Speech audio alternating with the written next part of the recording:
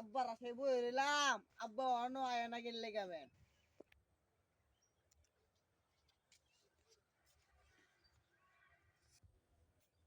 বুঝি দাদা আব্বা একটা রাতারি উঠছে ওরি গাছ। উটটা কই গেল পুরা বন্ধ খুঁজ জ্বালছি অন খুঁজা পাই না। ও গেন্দা গেন্দা রে। আব্বা আমি গাছ। ও গেন্দা তুমি গাছো গাছো কি করো?